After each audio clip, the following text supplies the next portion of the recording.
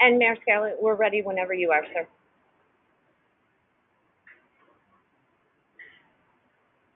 Good evening, and thank you for remotely attending tonight's City Council meeting.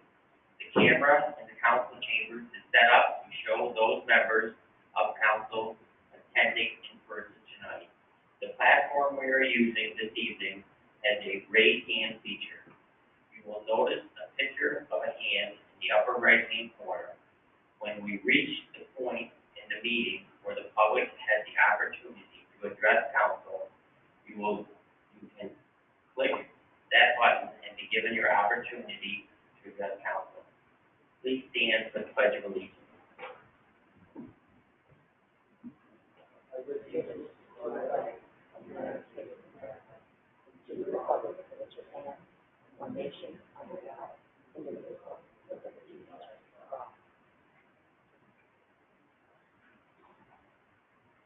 Would the clerk please call the roll?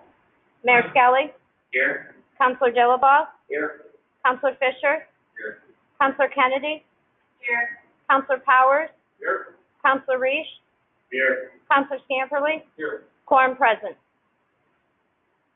We have two presentations tonight.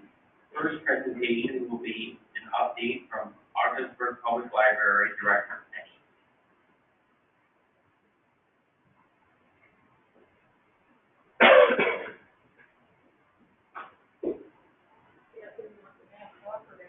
Whichever you prefer, but the closer you get to the microphone, the more audio we'll get.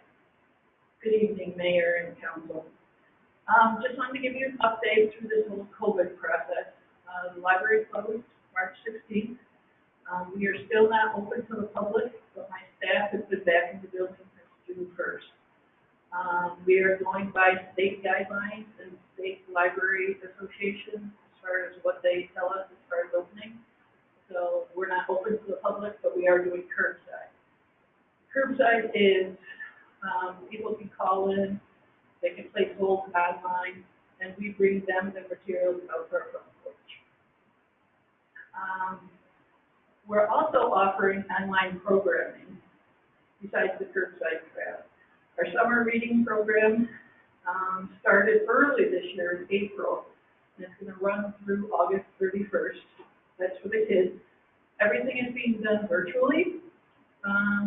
As in previous years, each chapter or each book, depending on the age of the reader, is counted, and then they earn a chance for a prize at the end. And just to keep the incentive going, every 5 chapters or books that they read, they'll earn a small prize. And when we have signed up for Read Squared, which is an online program where kids can keep track of the books they read. When they hit that point where they've won a prize, they notify us, and we'll do curbside gift for prize wins. So, my children's librarian is also doing online story time every Wednesday. She posts a video version of her usual in-person story time with songs and a book. We have a program for our teens this summer, which is called Discord. It's set up through our North Country Library system. It's a chat room for teens through the program Discord. It features authors, visits, gaming, and contests. There also will be a hackathon where they're given a limited time to come up with a creative solution to certain questions. As an example, I was asked by my children's librarian how to keep a tea bag in the cup when you pour the hot water. My solution was put a paper clip on the end of it, and that helped. And it totally helped. But anyway, similar questions along that line. They're going to do a video contest, and they're also going to create a book movie contest.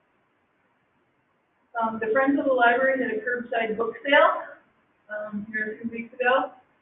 What they did is they sent letters out to the Friends of the Library, just testing the waters to see how it went. And the people were given different genres to pick from. You got 5 or 6 books for $5 in the bag, and we took them out and set them up on the front porch like we do our curbside. Went very well. We did very well on it. Their next project is a children's virtual book sale. The forms were just finished up for that, so that, I believe, will be beginning of August, when that will be happening. All this information is on our website and our Facebook pages. We have a Friends of the Library Facebook page and the library Facebook page. We are working on policies and procedures set forth by the state National Library Organization. I never knew there were so many rules that had to be followed in a pandemic. I do now. So we're constantly working on that. As far as an opening date, we still don't know. Materials have to be quarantined for 72 hours. So once they hit the drop box, they're brought into the library, they have to sit for 72 hours before we can do anything with them. We're doing the gloves, the sanitizing, the whole works, just to keep the library safe and our patrons. And that's basically all I have. Any questions for me, or? I just want to say I've heard really good things about your, the pick up the crafts and things like that. Yes, I've heard great feedback on that. A lot of people have mentioned that positive. yes, along with our curbside, my children's librarian started a process where she makes up a craft with a story, puts it all in a Ziploc baggie, and people contact us through our Facebook page and say, yes, we want 2 crafts, come to the library, they pick it up, and away they go. The kids return the items if they want to, or if not. It's been going very well. This is the second week that we have quite a few last week to pick up. So, any other questions? All right, thank you. Stay safe and healthy. I just think it'd be appropriate to introduce our new interim city manager. Oh.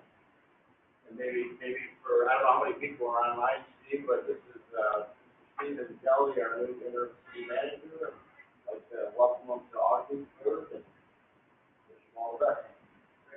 Thank you, Steve. No easy task to have in front of you. And to get out of hand. So, hey, I don't say that.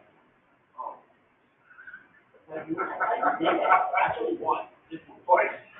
3 times.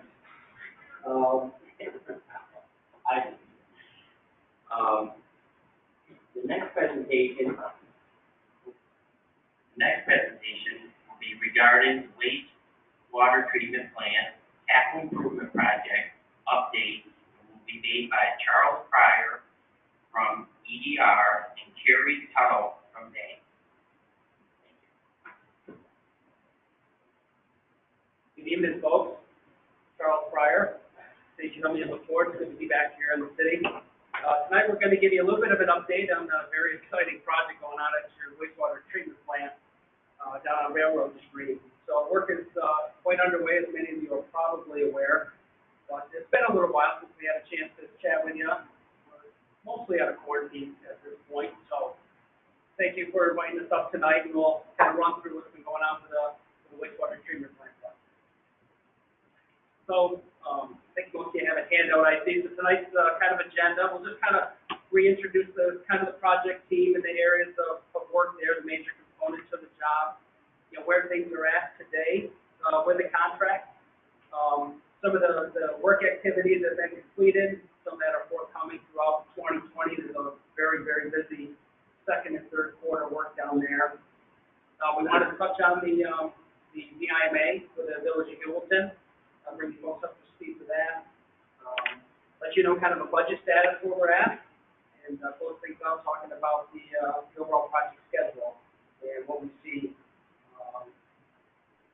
with that. So we sprinkled a few pictures throughout the presentation here to give you a sense for any of you who haven't had a chance to visit it. I was there last Thursday. It was very, very, very busy and very active site. A lot of exciting things going on down there these days. So just to remind everyone, here's the project team. So obviously the city's the owner. I'm with EDR, with the contract administrator, working very closely with the project management operations folks with the development authority, primarily from Kerry and Christian Falk, the operator. operator down there. They take care of the management of the facility and the funding side of things, with all the funding packages that you have with this project, and they're quite a few. So behind us, we have a full-time resident down there. He's there every day. Contractors there every day, Monday through Friday, overseeing, documenting what's going on. And we also have the team of design engineers as part of our group as well, who visit the site occasionally and review the contractor's shop drawings, submittal equipment, and that like. The contractors, Jet Industries, they're out of Oneonta area, and too many to name, but they have a tremendous amount of subcontractors with them tied to the job, as you can imagine, of a project of this scale. So here's a bullet listing of some of the major project components. This really hits on a lot of the highlights of the job. Basically everything from what we call the front door right through the end of the liquid and solid trains are being rehabilitated, upgraded, replaced, in their entirety. On top of that, in the right-hand column, we have the Elizabeth Street pump station. That's a brand new pump station right at the corner of Elizabeth and Riverside that's under construction today as well. We'll touch on the reasons for that here, in just a minute. One part we think that is important is while there were many other components of the project design and were part of the contractor's bid package, the project budget didn't allow for some of these other items to be done. Mostly focused around some of the other pump stations that you have in the system. You can see 4 of them listed there. There was also a video surveillance system for around the plant that was included, and a big part was the waste receiving station that was to be built, but being the bids that came in the market, that work just wasn't able to be awarded, just well beyond the reach of the budget. That's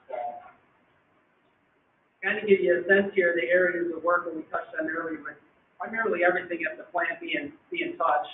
You see the shaded areas here, with the exception of the existing storage building, which is going to remain. Everything's going to be rehabilitated in one fashion or another down there. Like many of these are multiple levels, like at the control building, all the way from the basement level where there's equipment, main level, operating level is going to be rehabilitated, administrative level, as well as the roof on the building is going to be replaced as well. So all the water-containing structures here, solid-containing structures, a lot of site work too, a lot of in-ground pipes and such, new pipes, replacement of existing pipes, all the like. Looking at a new site plan, all the existing tankage and buildings going to stay. We'll get some new components down there, as well. Starting on the western side, is the new grid building. It's going to be a new disinfection building that's located above the foreign contact tank. There's a new emergency generator complex located on the eastern city of tank from your neighbors and your industries. And far up to the eastern end of the aeration tank is the new CSO storage tank, which got over a major hurdle on Friday. It was 570 cubic yard concrete pour that occurred Friday morning down there, and it went really, really well. Wow. Took a while. Can I ask you a question on? Sure.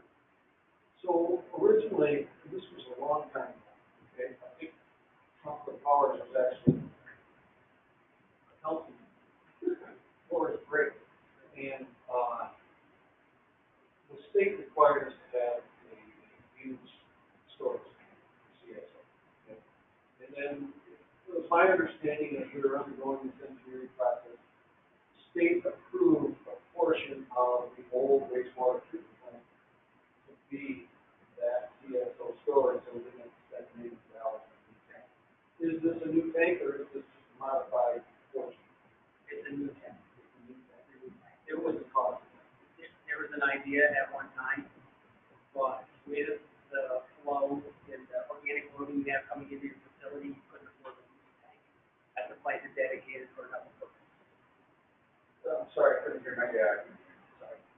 With the flow that you have coming into your facility and what we call the organic loading, you need so much tank space for that, you couldn't afford to lose one of the tanks. You would have lost redundancy in your system if you had done that. That was the driver behind building the new tank. Is the new tank for, sanitary sewer overflow to eliminate those? It's for combined combined sewer overflow. It'll help reduce, Not eliminated, but but not completely, and those are permitted and fine, working to. you have, I think it's 7 feet in your system, I think they're permitted. The one that we're, taking the flow off of, the Elizabeth Street subsystem is your largest in the city, by far. Okay. So we're gonna remove some of that, store it in a tank for a while, and then bleed it into the treatment plant for treatment. Yeah, I understand how that works, but, so my question is basically, is this a recent add-on? No. State, not approve that yet? Nope, no, Dan, it was always part of the plan.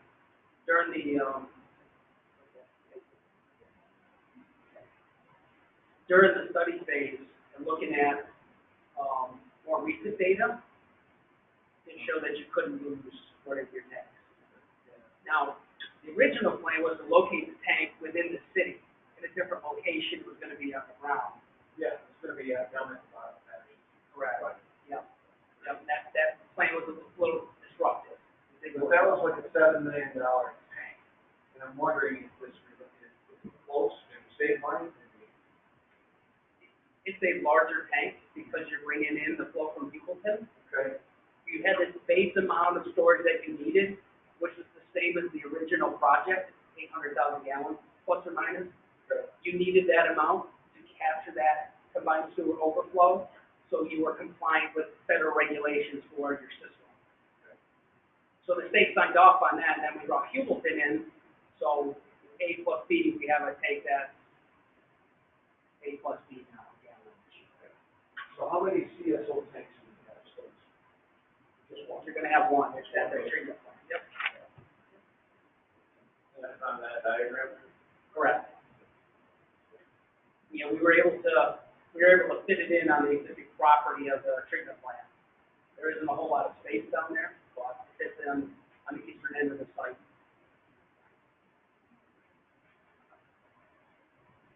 Thank you. Sure.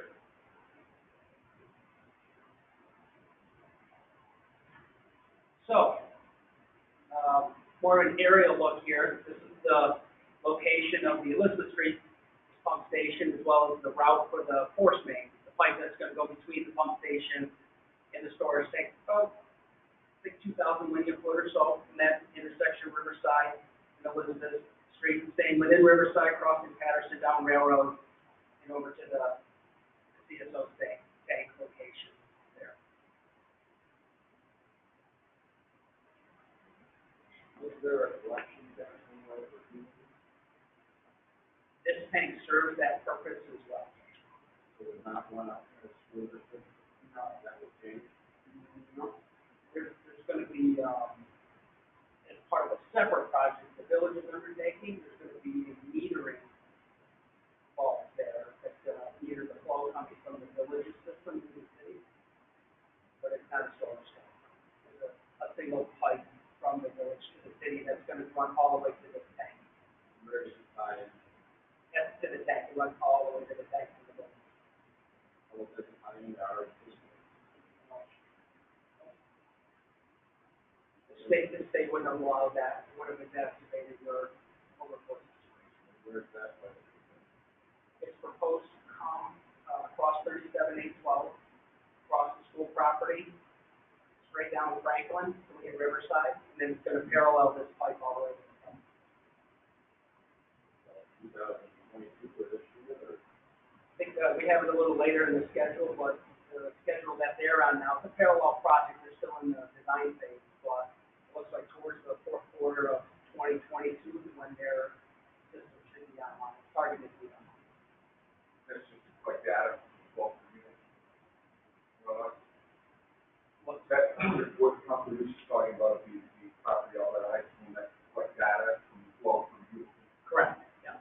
It's part of the IMA that the city has for the village.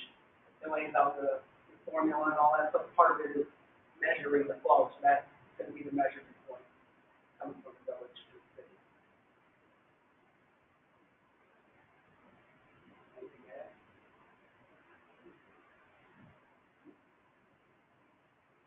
A couple more photos here. I I said, it's a really busy site, but, yeah, we got some of the 14-inch pipe coming in on from Elizabeth Street. Had to drive piles down there from the storage tank. There was a couple days pile driving activity that went down. So overall, on your contract here, it's a single prime contract. So we're just dealing with one contractor, that's Jet Industries. The notice to proceed was issued November 6th of 2019 last year. So throughout the first quarter of this year with the COVID-19 situation, there was some procedures and protocols put into place by the contractor for compliance. The project is essential to stay by New York State. This is the wastewater infrastructure improvement project. So they do have procedures in place down there, given the situation. The contractor fully mobilized to the site in around about April 1st of this year. We're through about 30% of their time, of a 2-year contract. Majority of their equipment, it's been looked at and reviewed, and most of it's been ordered at this point, so it's a pretty major hurdle for the success of the job. And right now, the current contract crews, about a dozen, approaching 2 dozen, but we had a pre-activity meeting last Thursday down there. They're going to ramp up 40 to 50 here pretty quickly. They had about 2 dozen on board just for that pour on Friday. So a lot of parallel work going on in different places, both at the plant and at Elizabeth Street right now.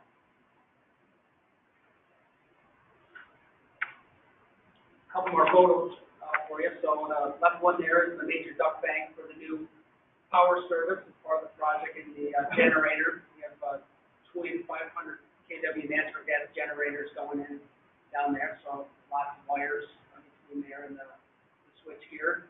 And then on the right is a concrete placement they did for the grid building base lab last month. So some of the work activities here, just to touch on real quick. You know, there's a lot of obviously upfront coordination. Project of this magnitude, the operations staff down there do have to maintain the facility, meet their permit, and generally still enjoy what they do every day, even with all this disruption of someone moving in for a little bit. Along with that, coordination with ISDs for the work in front of their facility, for Elizabeth Street, as well as the Hoosier Industry, the work in the heat, and there's some close coordination done for some of the shutdown of the water that they have utilizing the plant. So, as you can imagine, right up front, a lot of utility coordination, a lot of demolition. We got National Grid out there. We installed a new power service. That's a pretty big step. Laid out the areas for transformer generator area. This is also the same area where all the temporary trailers are located, both the contractors as well as the operators and the resident engineer there. Started excavating, placing concrete, rebar for that. One of the primary digesters, number 2, is filling the water at this point. Demolition of final filling tank number 1 is underway. I have a picture of that later. There's quite a bit of hazardous material abatement that needs to occur with the facility at this stage, as well as we reached a major milestone last Thursday as well, which is completed the excavation of the Elizabeth Street pump station site that's down about 20 feet below grade down there at that the station location. It's quite busy. Picture on the left is a CSO storage tank that's 75-foot diameter there. Took a few weeks to get all the foundations, like rebar in place. And then the site clearing then occurred at Elizabeth Street a few weeks ago. So along with that, there's a lot of building work that needs to be done, both roof repair work as well as the repair of the masonry. That's been there since early 60s and mid-70s. So contractors worked up what we call a mock-up panel. Take a look at it, make sure it's going to match up well. They don't have the brick on it at this time, but I think that's going to be done this week. And then the picture on the right, you can see National Grid out there with the utility trucks at the new pole, putting the new utility service queues. So a couple of questions about the village of Hamilton. So the city and the village have executed an intermunicipal agreement. This is a framework between the city and the village for the city to accept the discharge of the village's wastewater. So in this agreement defines the relationship and the cost sharing by, the two communities. So the city's project, did include, it was a separate bid item, you know, the improvements that were necessary to accept the village's wastewater. And this was a separate bid item by the contractor, so we had a fixed price for that. And then once the village had secured the funds to do that, there was, an amendment executed to the IMA which authorized that work to go ahead. Their contractor was authorized to move ahead with that work as well. So the ultimate, goal of the village is to decommission their wastewater treatment plant. Like I mentioned earlier, the project is in design. Basically, their project's targeted to have design complete this year, bid in the spring to start construction, and it's roughly, about a 2-year construction schedule, but we think they might be online in about 18 months or so. All of 2022. So that 43 million, that's how it came. A portion of it, yes. There's a table in there that has an amount listed for them. 800,000. Correct. Yep. $800,000 out of 43. Dan, if I may, Yes. just all of the improvements that are required for the village of Hubleton, Hubleton is paying for all of those improvements. That's correct, though. So the only amount, if you flip ahead, there's a table, there's $804,972 of capital improvements that the village of Hubleton is paying for, that those are the only improvements that are required to support their project. Everything else, the city had to do, whether or not Hubleton connected to your plan. You still had to build that CSO tank. You still had to do all of those improvements for your plan. The benefit of Hubleton is you've lost a ton of industrial users that you used to have that brought revenue into the city that you don't have anymore. That plant still has to be that size because of all your combined sanitary and storm sewers and those overflows like Charles was talking about. So even though you've lost those industries, you can't downsize your plant. You can put in the CSO tank, which basically allows you to buffer, if you will, when you have high rain events or snow melt. It allows the plant to be able to handle it more effectively. But being able to bring in an outside user is going to bring offsetting revenue to the city. It's going to help the city because you're going to have revenue that you didn't have. You're going to have a source of revenue that you didn't have, and it's not increasing your expenses. I understand that. The plant is also going to be large enough to handle more industry. Should we attract some? Right, so the plant, you're permitted to handle 6.5 million gallons per day. Thank you. And we're not increasing your seating permit limit, so you're still gonna be able to handle 6.5 million gallons per day. That's what you've always been permitted to handle. But you've lost some of that loading and that flow from the industry. So to the extent that we can bring in additional outside users, use up that capacity and take advantage of this CSO tank that you have to be able to manage your wet weather events, which is required by DEP, you'll be able to bring in more outside revenue. It will help, but keep in mind that septic receiving station, one of those earlier slides that Charles was, you didn't award all the work. And one of those things that you didn't award was the septic receiving station. And that is going to limit your ability to bring in certain waste, because there's certain waste that come into the plant that need to be screened. And that septic receiving station had metering and screening kind of incorporated into it that you're not doing now. If there's contingent, kind of what we have talked about all along is if there's contingency left, as we get further along in the project, the council could decide, hey, we want to award that. Or maybe we find some additional funding to help offset the cost of that, some additional grant money. But that can be added. It can be added, we have a bid item for it, it was bid. All of those could be added. Right, and all those things were bid and we have prices on the contract. Now, they may change, but the time of when it gets awarded, but we do have a baseline, you know, when we did the project. I just want to make sure that if we were to attract a company that needed something like this, we said, hey, let's build it so they can come.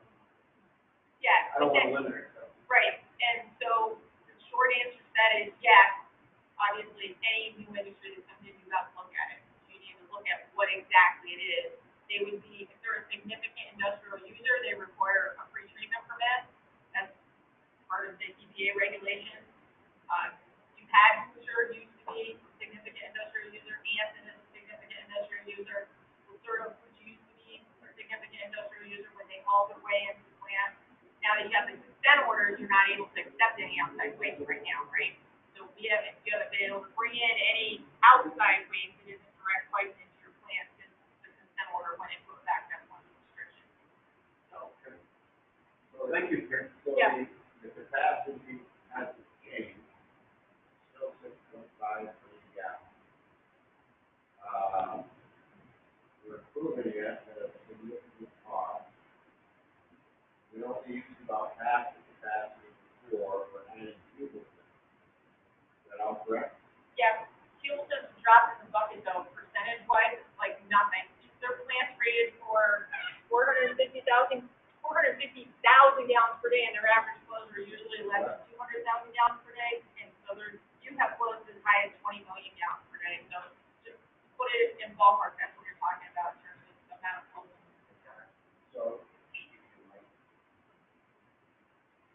So, we go as much as 20 million gallons?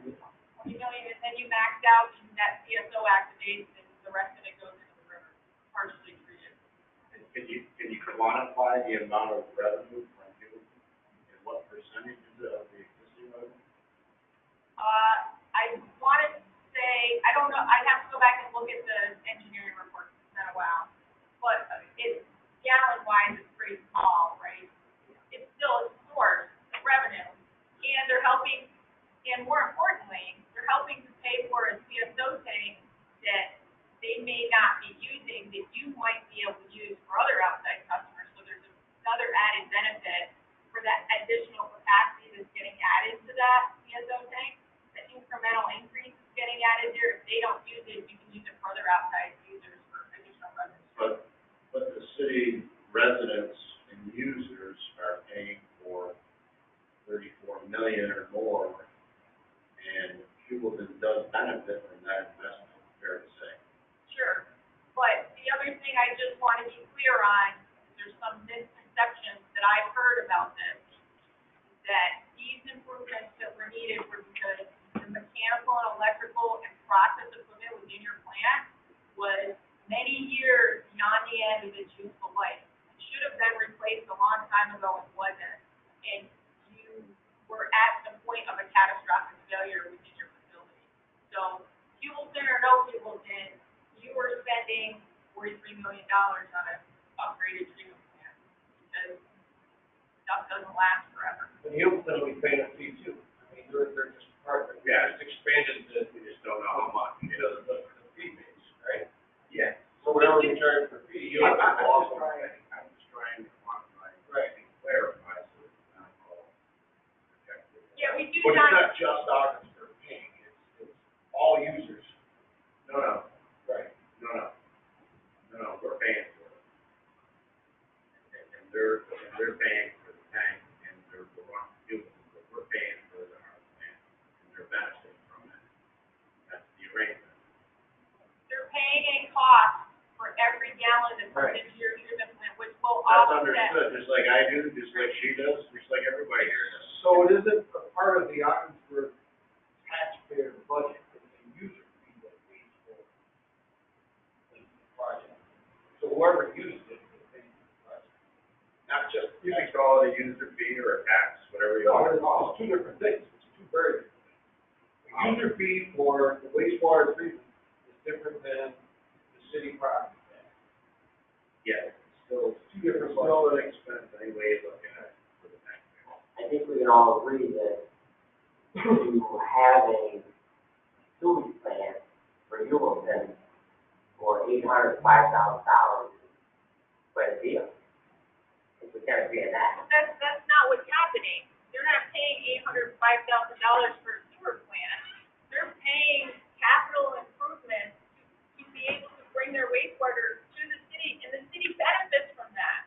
This is to the city's benefit. You aren't increasing the capacity of your treatment plant 1 gallon. You've lost dozens of industries in the city that used to deliver their wastewater, and they paid for it. They don't pay for it anymore. And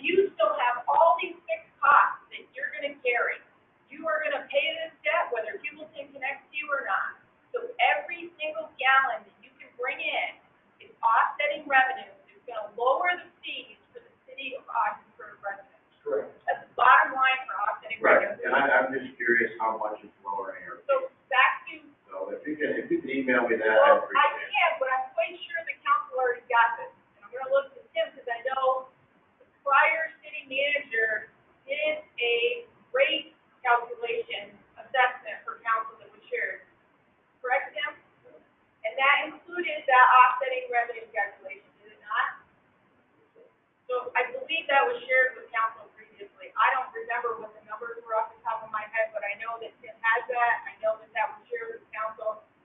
Tim and I worked together to make sure that we had the debt calculations figured out correctly and the offsetting revenue projections. And they are not insignificant.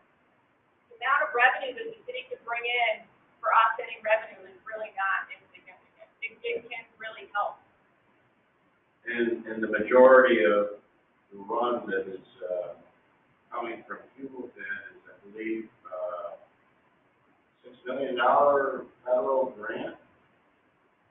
The Village of Hewlton project is about $14.5 million, and they received about 60% grant funding for that project. So the rest of the debt, the Village of Hewlton residents alone pay that debt.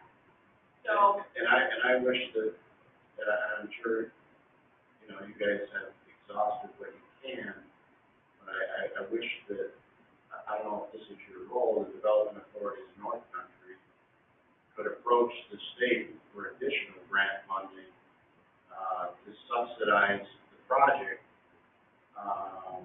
because ours right now is 25%. well, we did actually, and we secured a grant from USDA Rural Development. And one of the main funding sources for the Village of Hewlton project was USDA Rural Development. The city decided to turn that grant down. Because it was a project labor agreement and the Right. federal government didn't allow it. Right. So Okay. that was an over $1 million grant, and RD could have increased that. That was their base grant award. That grant amount could have gone up when project costs came in where they did. I feel a whole lot better if 60% of this project was grant funded. And, you know, we agreed to do a project labor agreement from the state, and I think the state has a bigger responsibility or role to play in this. If you can articulate that or find other sources, we're going to do that as well. But, right now, we're looking at we have one of the highest tax rates in the North Country. I don't know, our water and sewer rates are expensive. And we're looking at using fund balance to keep the rate down to a reasonable level while looking at a tax increase. So it's not a good situation. I'm not faulting you or anybody else. I'm just saying that's the reality. And whatever can be done at this point in time to get additional state funding in here, especially in light of doing a project labor agreement, which was essentially dictated to us, I think it's important to finalize this and get more state resources. There's essentially, you know, you can talk with Andrea about this as well. We've been working for years to outline the funding strategy for this project and exhaust every potential source of funding that there is. There are basically two funding sources that are still potentially available for the city. One is through Empire State Development, which would be a state funding source for the consolidated funding application process, which was normally grants would be due right about now. And because of the COVID pandemic, the consolidated funding application process is on hold, and they have not announced what funding, if any, is going to be available this year. So we really don't know, given the financial situation with COVID, how that's going to impact the state funding. The other potential funding source is Northern Border Regional Commission. The city has a current grant through Northern Border Regional Commission, and until you progress that project along, you can't apply for additional funding for your wastewater. Right now, those are the only two funding sources now that that RD's off the table that are really available, that would be available for this project. The governor has a Mother Nature Bond Act on the ballot this November. I'm sure that there's at least a slim possibility that our project could be identified in that as one of the uses of that if it gets approved by the voters. And there's another funding source. Yeah, I'm not familiar with that or whether that's going to be available look into that, Yeah, that'd you be can great. send me some information about it. It's just, all I have is what I, Mother Nature Bond Act on the governor's website. Okay, It's a ballot measure this November. I have not heard, I mean, we work with funding agencies on a pretty much daily basis, all these projects. I have not heard of any money coming through that program for water and wastewater projects. And there's clean water, clean air, bond act, funding that's still there. That's what you have actually, is the Clean Water State Revolving Fund. That's the funding that you have for your current project right now through the New York State Environmental Pollution Corporation. It's all loans to be repaid though. It's not, there's grant, Not ungrateful, but. there's grant in there as well. You have a water quality improvement. I'm kind of getting ahead of myself here, but Charles has a slide here that actually shows the money breakdown and shows the grant money that you have for your project Yeah, right now. 10 million, so we're at 25%, fuel projects at 60%. So one of the things that drives funding is shared services. Shared services is huge. There's opportunity for the city to get more funding for not just your wastewater projects, for other projects that you do. It requires cooperation and intermunicipal agreements with other communities. There's a lot of funding that you aren't even eligible for if you don't have shared services arrangements with other communities. So that's something to think about with your water and your wastewater and your other public infrastructure.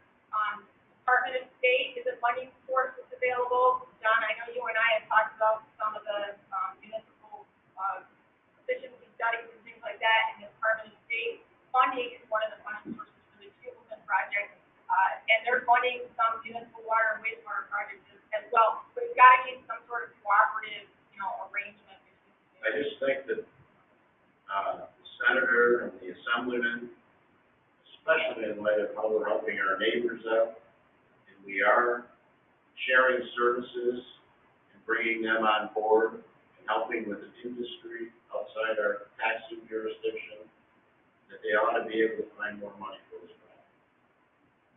I agree. John, I agree, wholeheartedly with you on that, and I'm sure we're going to continue to find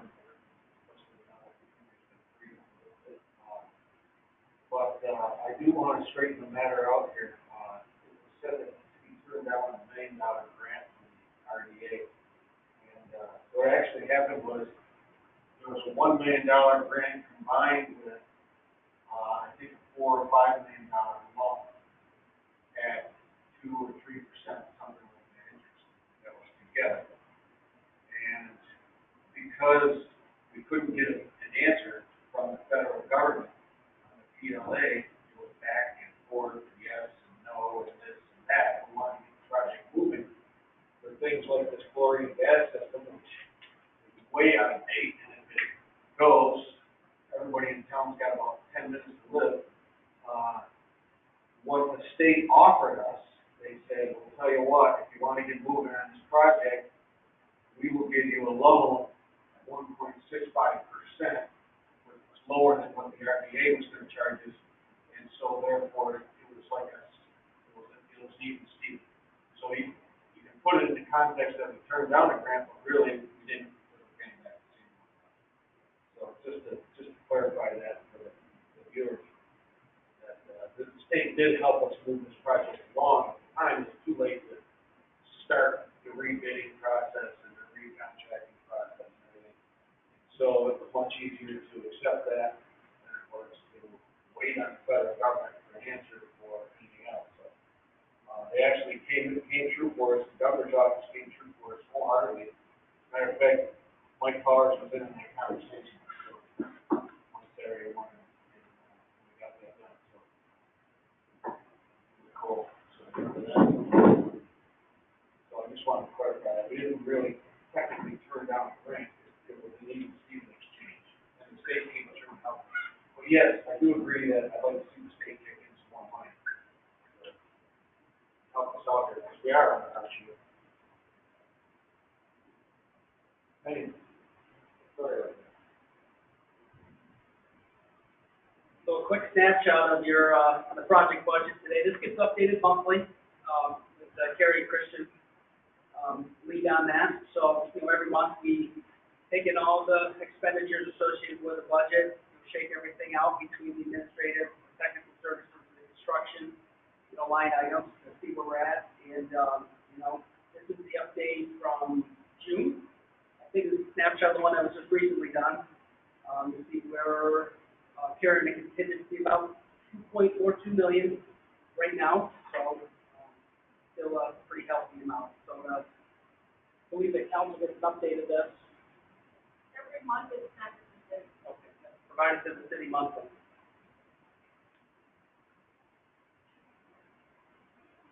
So some, kind of key upcoming activities, these are things that are pretty important, to move, critical activities ahead. Because we're gonna be demoing out your existing disinfection system, that's the chlorine gas system that Councilor Scamperly referred to a moment ago. We're putting in a temporary liquid disinfection system setup, which will trigger a whole slew of activities, which is the demo of the chlorine gas system, relocate, Christian, the other operators out of the building into temporary units. That allows the abatement of the hazardous materials within the building, to be done. In parallel with that, down on Elizabeth Street is the construction of that pump station, which is a lot of, backfill material, concrete, rebar, building construction material. Along with that is also the installation of the Elizabeth Street force main, along Riverside and across Patterson and down Railroad to the field. So, touch on schedule here for a moment. These are major milestones of the contract. So again, notice to receive November 6th of last year. Elizabeth Street pump station target is mid-December of this year.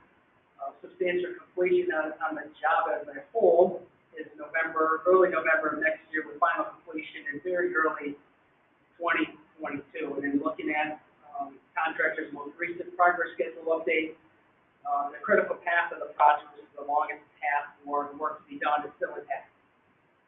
Some of the in-between items have shifted a little bit. We've had a few minor COVID-related impacts with equipment manufacturing, replacing both domestically and internationally, but nothing that's going to affect the final completion date that we are aware of today. And again, the Village of Hewlton project targeting fourth quarter 2022 for the village to turn on their system and send wastewater to the city 2 days later. So I've worked on it a couple of times now, but these are major activities scheduled through 2020. Most of it, right at obviously the treatment plant site and also with the Elizabeth Street pump station site. So, a tremendous amount of activity going on down there. It's quite a setup. It's kind of impressive. They're going to be rolling in a 400-ton crane soon to put up the walls for the CSO storage tank. So that'll be quite a sight. For those of you that haven't seen a 400-ton crane before, kind of impressive. There's a lot going on through this year. So just a couple of photos here to close out. Some of the safety components that are in place with the demolition of filing tank number 1, scaffolding, access points, orange fencing, cordoned off, and picture of the shoring system starting to be installed down on Elizabeth Street, which was a couple weeks ago. So once again, I'm Charles Pryor, working with Terry and Christian at the Authority, and Mike Hamlin, who's here with me today. He's been on the project since day one when we started this project with the city back almost 3 years ago now. I appreciate your folks' time. If there's any other questions? I have a question. Just a quick one. Back on page 3, work not awarded, what was the wastewater treatment surveillance? That was a series of cameras at various places around the plant, just Oh, like security. correct. Okay. Yep. Yep, just surveillance. Thank you. You're welcome. Appreciate your folks' time. Thanks. Yep. Appreciate your insight. Thank you. We have 3 public hearings tonight. The first public hearing is regarding an ordinance to amend Augsburg Municipal Code, Chapter 189, entitled Streets and Sidewalks. It is going to be Bill number 53, and I will open that public hearing up now. If anyone would like to speak regarding the public hearing, please use the raise hand feature in the upper right-hand corner of your screen, and you will have 5 minutes to speak.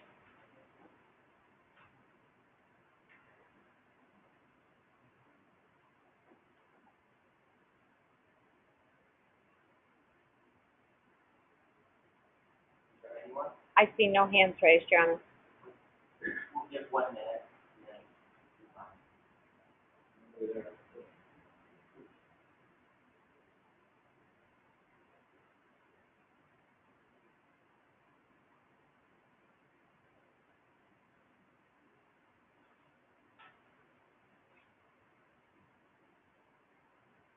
I declare this public hearing closed.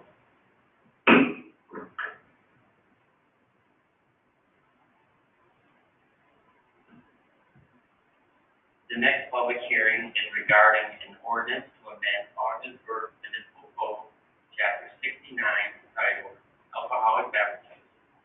It is going to be Bill number 54, and I will open that public hearing up now. If anyone would like to speak regarding the public hearing, please use the right hand or the raise hand feature in the right-hand corner of your screen. You will have 5 minutes to speak.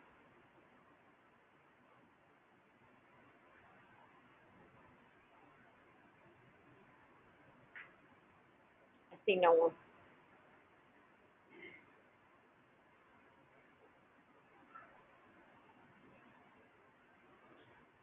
I will declare this public hearing closed.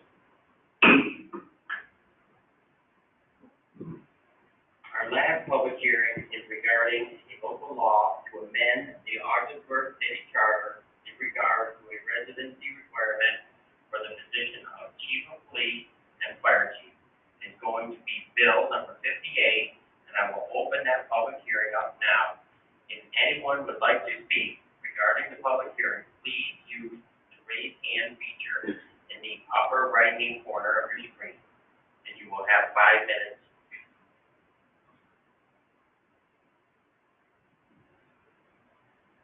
I see no one.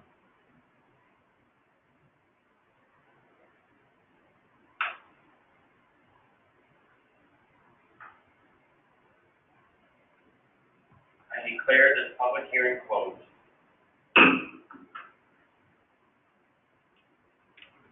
this brings us to personal appearance.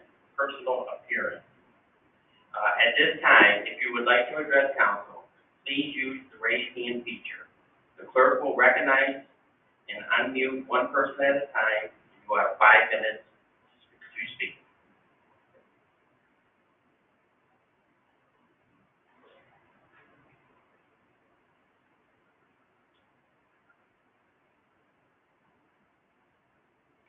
I see no one.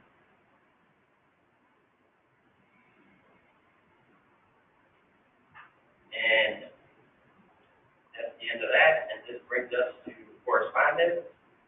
Do we have any correspondence? We have none. Next, we have our consent agenda that claims as enumerated. The general fund warrant number 12-2020 in the amount of $1,143,183.46. And library warrant number 12-2020 in the amount of $24,132.33. And capital fund warrant number 12-2020 in the amount of $68,491.11. And the community development fund warrant 12-2020 in the amount of $0.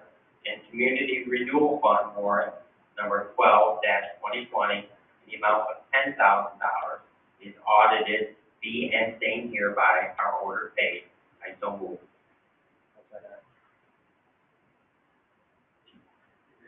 Someone take second? Yes. Bill did. Thank you, Bill. Would the city clerk please call the roll? Mayor Skelly, Yes. Councilor Dilaba, Yes. Councilor Fisher, Yes.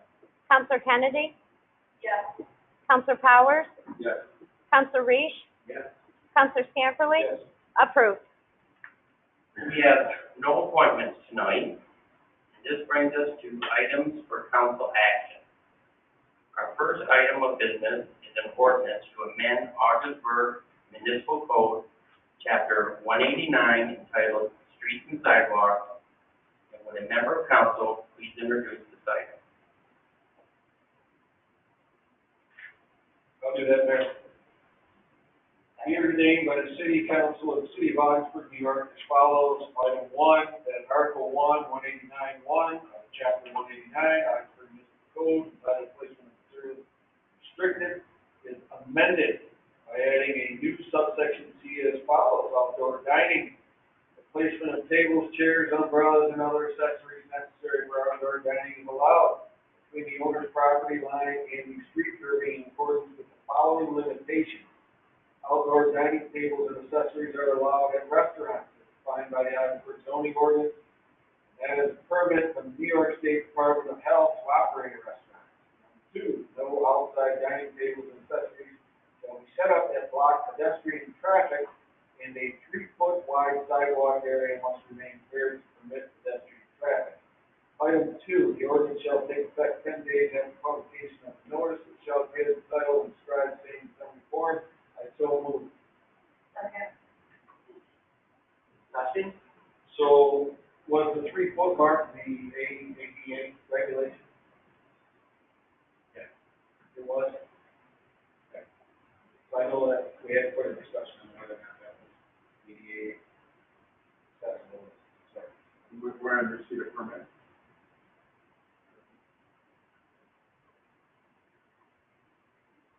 Outdoor dining tables and accessories are allowed at restaurants as defined by the Augsburg zoning ordinance and that permit. So where do you want to see the permit? Department of Health, DOH.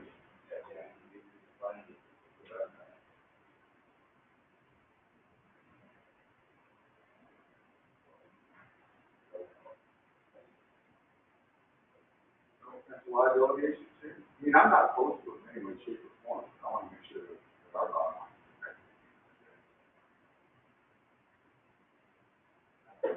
Lakes liability.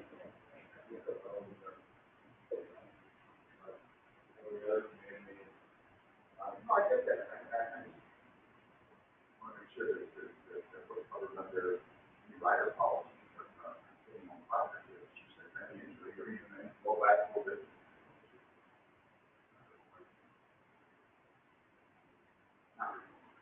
We're not okay. I think it's good. Something like that. I want to go ahead. John, the ice probably. It is. Would the city clerk please call the roll? Mayor Skelly? Yes. Counselor Dilaba? Yes. Counselor Fisher? Yes. Counselor Kennedy? Yes. Counselor Powers? Yes. Counselor Reese? Yes. Counselor Scamperly? Yes. Approved. Our next item of business is an ordinance to amend Augsburg Municipal Code, Chapter 69, entitled Alcoholic Beverages, and would a member of council like to introduce this item? Peter ordained by the Council of the City of Augsburg, New York, follows. Item 1, Article 1, 69-4, Chapter 69, Augsburg Municipal Code, Title of Section, is amended by adding a new section C as follows. C, the provisions of 69-2 shall apply to outdoor dining areas as defined in Article 1, 189.1, Chapter 189, Code. Item 2, this ordinance shall take effect 10 days after publication of the notice which shall be given title and describe the same. Second. Discussion?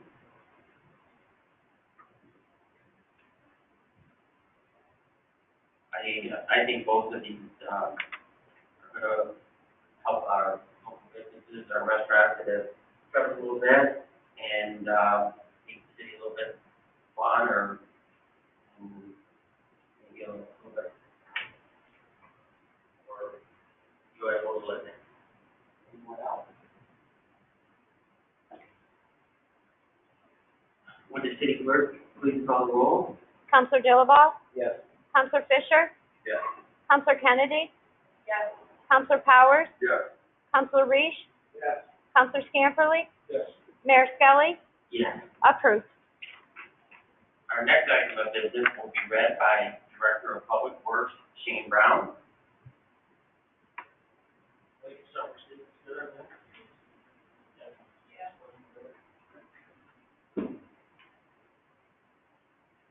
A resolution to amend the 2020 budget A5110.300 to include the receipt of CHIPS allocation in the amount of $321,967.25 with a 2019 included rollover of $13,352.16. New York pave allocation in the amount of $73,492.23, and extreme winter recovery allocation in the amount of $49,324.86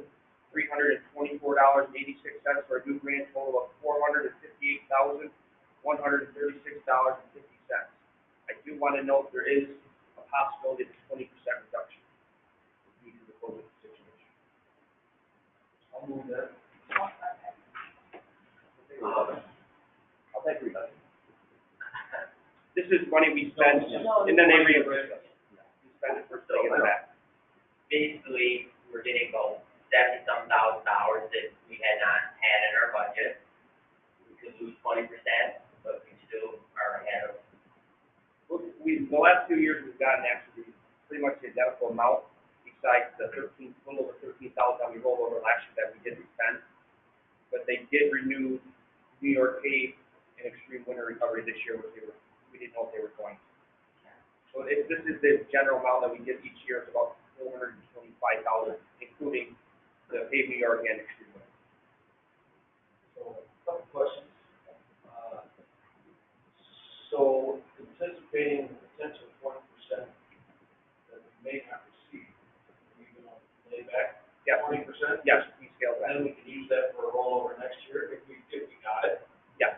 Okay. And then second question is, there's a lot of money. You got manpower to do all this stuff. You guys working on it. Yes, we're getting through it. All right, good. Good. You're doing a great job. Well, the park, city looks very good. The guys are working hard. And late. Thank you, Shane. Thank you. Oh, sorry. And do we typically amend the budget to show receipts? For the technical thing? By resolution? Sure. Thank you. Would the city clerk please call the roll? Counselor Fisher? Yes. Counselor Kennedy? Yes. Counselor Powers? Yes. Counselor Reese? Yes. Counselor Scamperly? Yes. Mayor Skelly? Yes. Counselor Dilaba? Yes. Approved. Our next item of business will be read by Director of Planning and Development, Andrea Smith.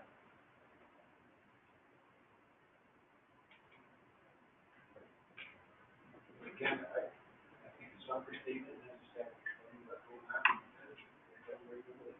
Yes. Yes. A resolution calling for public notice and public hearing regarding the proposed dissolution of a portion of paper Hayward Street, measuring approximately 60 feet by 213 feet off of Hayward Street, just west of John Street.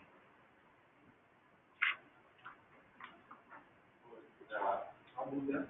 Okay. Second. Okay. Discussion? So I think there's an interesting party, correct? That's correct. When it comes to the dissolution of a paper street, it always starts with a request made to the city manager.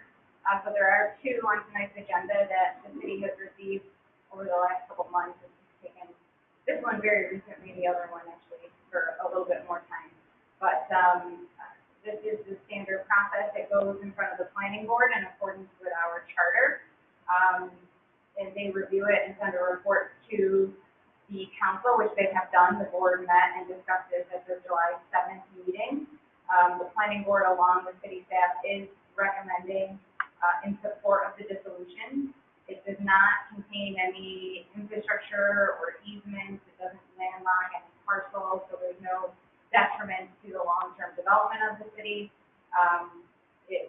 beneficial to an adjacent property owner. Really doesn't bring anything to the city right now. The adjacent property owners are the party taking responsibility for mowing and maintaining as it is. And the planning board and yourself have recommended it. Yes, it's also been reviewed by the Department of Public Works, and I believe that you all received in your packet a map that indicates where, the infrastructure is and is not, and the parcel, or potential parcel, outlined in red is the part that would be dissolved, and you can see that there is no infrastructure there. It dead ends on Hayward Street now. This was a discussion, I think, long time ago. One of the neighbors. The Curtis Street, portions of Curtis Street have been requested in the past. I am unaware in my time that this portion of Hayward Street has been requested, but that doesn't mean that it hasn't been previous. Let's see. And the next step in the process would be to call for a public hearing for the sale of that at a minimum bid. No, the next step is to call for a public hearing on the proposed dissolution. So the public would have the opportunity to comment on the proposed dissolution of the street and the changing of the city's official map. That's what this does, right? It's called for that public hearing. We're calling for that next step. So the public hearing on the proposed dissolution, should the council wish to go forward, would be held in August. It would give the public an opportunity to comment on the proposed dissolution. At that meeting, you would be presented with a resolution to dissolve the paper street, should you choose to. And should you choose to do that, I would also recommend, based on discussion this evening, there would be a subsequent resolution to sell the resulting parcel, which we would be creating at public auction. And how do we determine the value of that? Typically, the assessor, gives the council a recommendation on the value, and the council agrees with the assessor, or makes an adjustment based on what they think it should be increased or decreased by. So essentially, staff will give you a recommendation, and then the council ultimately will set the value.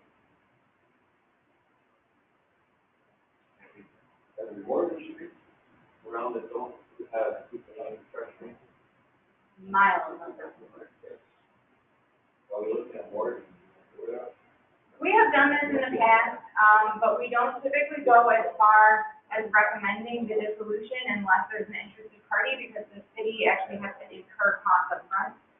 The legal fees associated with the public hearing and the survey costs. In this case, for both of these, we have quotes in the estimated cost of the survey is about $850. So if there's no interest, the city doesn't typically go through the entire process.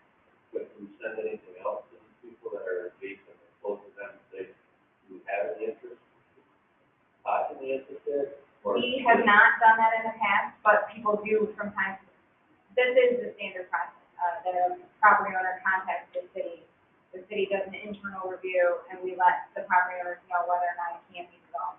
If we contacted all adjacent property owners that have property on Paper Street, we would be spending a significant amount in mailing the loan.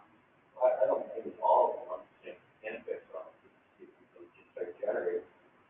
In rent, creating some revenue by getting on tax law. We can certainly do that. Sometimes you can entice somebody a little bit, the more action comes forward. Mm-hmm. Most people realize too, they got Paper Street. One five. Most people think they can't have it. For proper years, you couldn't touch it. And it was always like, oh no, that's Paper Street, one, two, I'm gonna sell it. And for years, they wouldn't even look for selling it. Very rarely did that happen. So now we're at a whole new, For the last 10 years, this is the standard process we've followed. I can't speak to what process was followed previous to that, but, how many people? we have sold, well, we've dissolved some Paper Streets in the court, and we have dissolved maybe only one or two. We've sold them to the quarry, but we entertain the discussions. There have been requests that we have not been able to sell the portion that that a property owner is interested in, because the paper street provides the only frontage to some parcels, so it would be landlocked and we cannot dissolve it. That's the primary reason why the city can't sell portions of paper street. Well, that's a good understand, I think we should look at Sure. whatever way we can increase revenue. Like, we have a lot of choices. We can certainly do that. That would be something that the sort of property task force will look at, and we can certainly do that.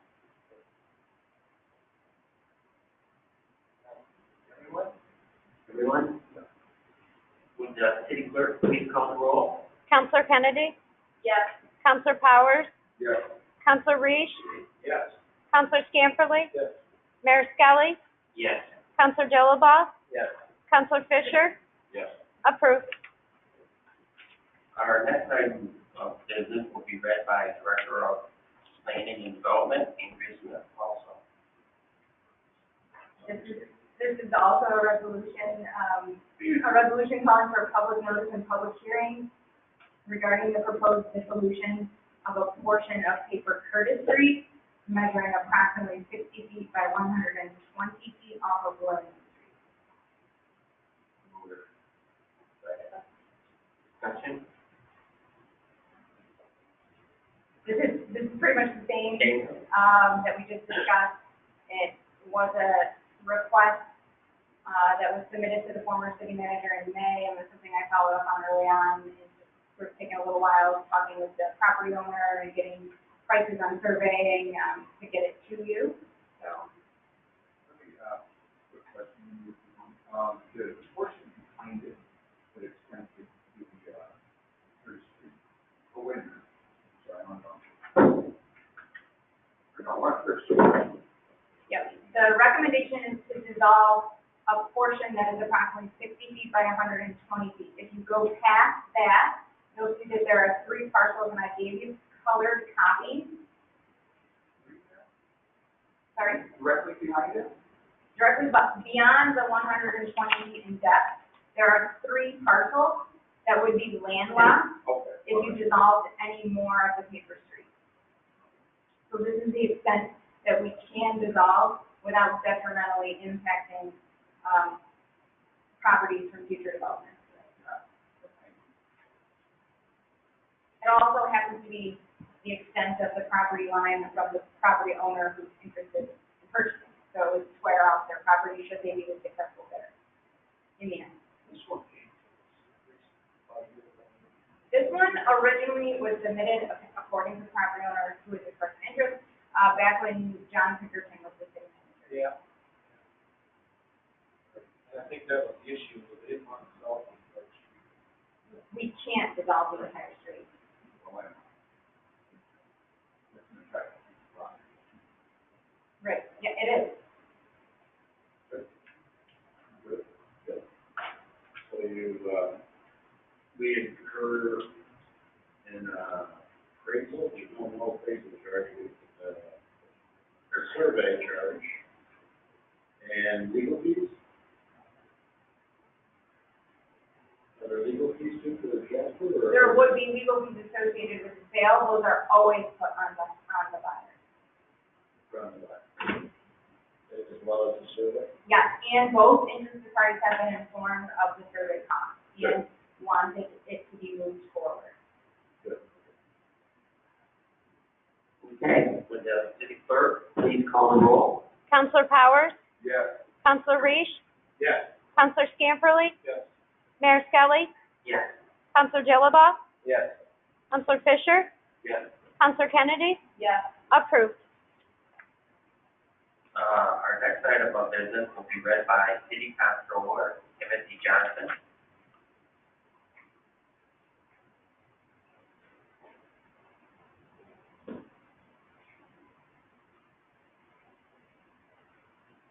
Take this summary.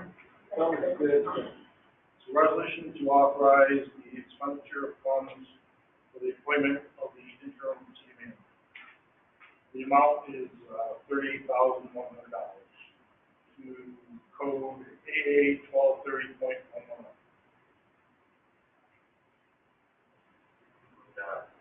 Member want to break that motion? I'll move it. I'll second it. Question, does this include, healthcare or?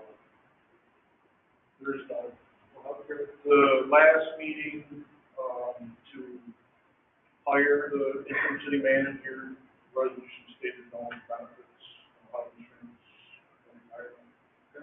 This resolution just, restores the funding because it was a May sixth resolution that stated to, in the second line of this, to leave the city manager position vacant through the end of the year. So this just puts the funds back in the budget.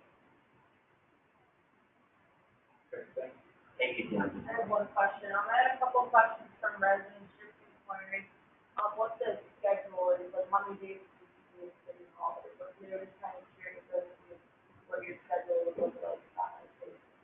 I'm trying to look at it around council meetings and appointments and things like that, but I'd say, normally at least 3, sometimes 4, I'll be available every day, but by telephone, like, that's how we discussed, the hiring process, 25 to 30 hours a week.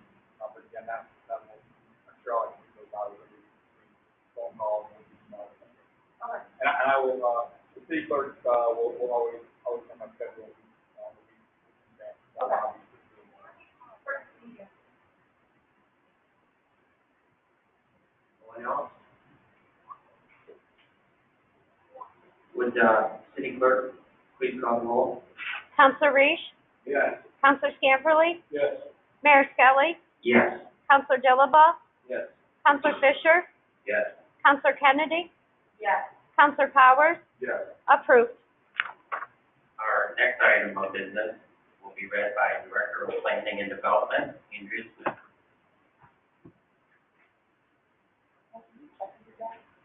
Resolution authorizing the interim city manager to enter into an agreement with O'Brien and Gear Engineers Incorporated, a Rambo company for engineering services associated with ready projects SJ01, SJ158, SJ239, and SJ163. Whereas the city of Augsburg has been awarded a total of $8,316,973 in New York State Resiliency and Economic Development Initiative grant funding. And whereas on November 25th, 2019, the Augsburg City Council approved the issuance of a bond ordinance in the amount of $415,849 to cover the city's 5% local matching fund. And whereas in lieu of soliciting bids independently, the city elected to opt in to the state's engineering proposal to use O'Brien and Gear Engineers, Inc. to perform the required engineering and design for our ready project. And whereas the city's 10% engineering reports have been submitted and accepted by New York State oversight agencies in accordance with ready protocol, and whereas O'Brien and Gear Engineers, Inc. of Syracuse, New York, has proven their capacity and ability to perform the work to the city's satisfaction. Now therefore be it resolved that the interim city manager or his designee is authorized to enter into a contract with O'Brien and Gear Engineers for a sum not to exceed $1,231,900 for engineering and design associated with the designated project on behalf of the city. Be it further resolved that the expenses for this project will be charged to account H8760001.518 and offset by ready grant revenue. Second. Discussion? Steve, I'd be interested in having a working group, visit, a work session. I mean, this is a lot of money. And it's $500,000 of local taxpayer dollars. And I'm sure it's gonna be really significant improvements. And I'd like, we're paying the engineers this amount of money, I think they can come here and give a presentation on, with some drawings and that to explain to the council and the public what's going on here. You know how many times these engineers have come to the city and given this presentation? Andrea, over and over and over again. is this the one we sat in, Was it the mayor, Dan and I came to that meeting? and- Mayor was there, I was there, Tim was there. Yeah, but not everyone, so I mean. I'll clarify that it was the same meeting that when we met with the Army Corps engineers that day. We were looking at the, Maple City Trail down there, we were talking about, trying to keep as many, the natural surfaces so that we kept the, ability to access the waterway and we didn't fill it with riprap. That was, Yeah. this is that same, So, So you're comfortable with everything, you don't wanna have any public input or anything? Well, we've had public input. Was it a public hearing? I think there was. I thought it was invitation only or something, maybe. no, John has a point, like, we have these things and given input, but, you know, the other four haven't, and it is, you know, it wouldn't, you know, be nice for everyone to get involved in it, but, they have been here, but, well, you guys have not been. They're being paid $500,000, they should be here once in a while. Yeah. You know, so that was number one. I see everybody. They're gonna keep coming. Yeah, so, you know, it's a nice project, and, you know, it's, you know, $9 million in state funding, $500,000 in local funding, and it's gonna transform our waterfront. Let's showcase it a little bit, invite the public, and make sure everybody's on board and comfortable with what's being proposed. And the other counselors that haven't been able to participate in,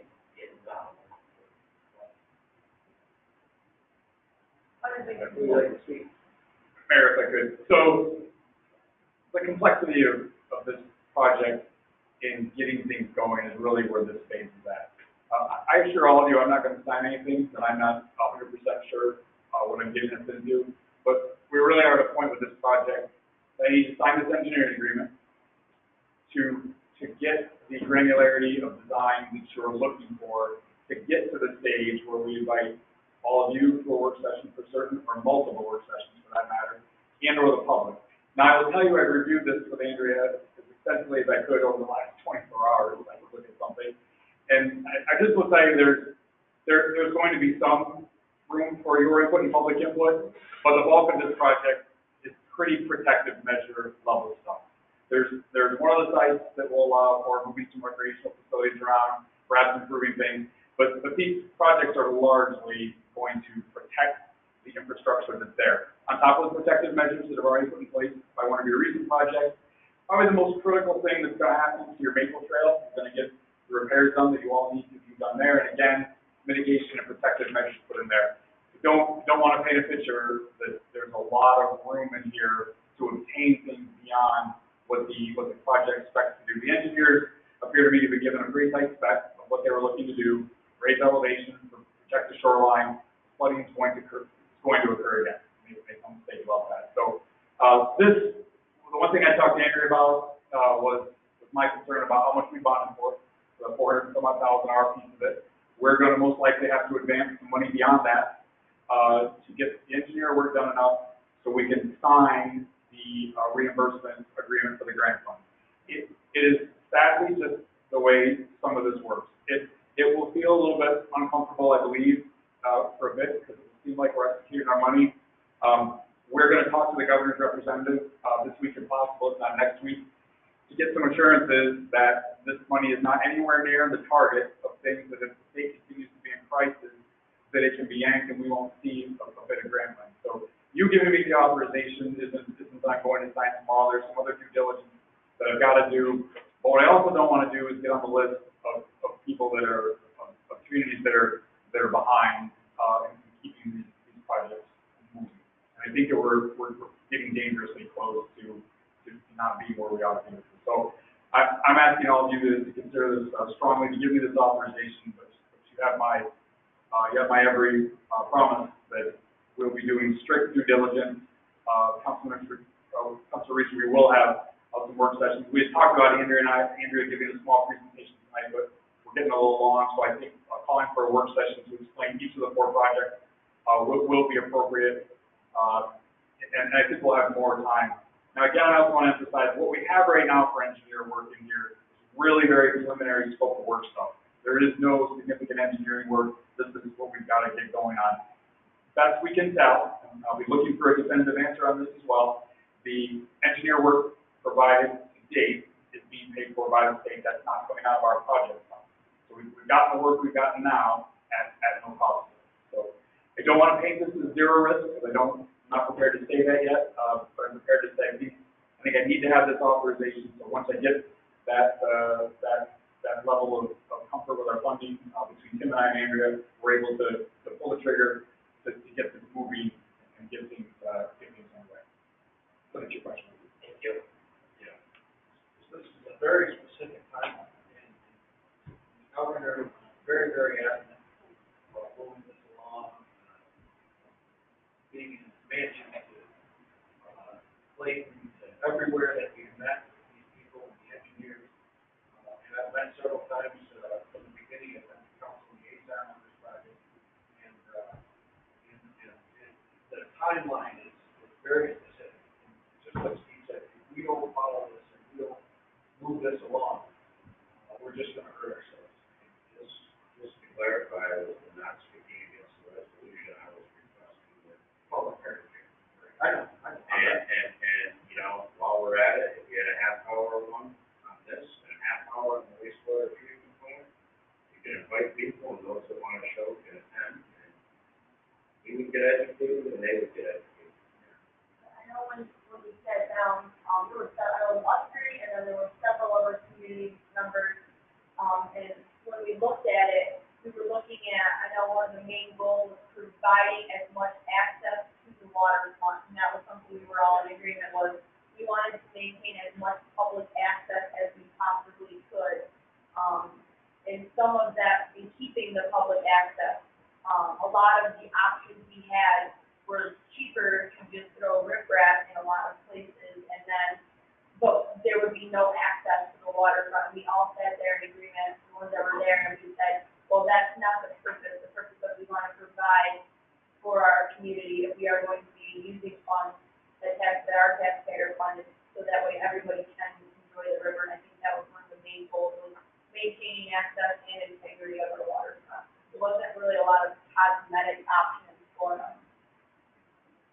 Just kind of a high overview of it, because I know that they talked about, like in one area around Little Park, they talked about, should we use, different, organic plants to make it look more like, and we were like, no, because people fish there, they won't be able to have access to those areas and things like that. So, I'm not objective to the work session. I'd love to sit down and look at it, because I had a lot of, ideas to like, extra dredging, but we were already getting to the state and things like that, so.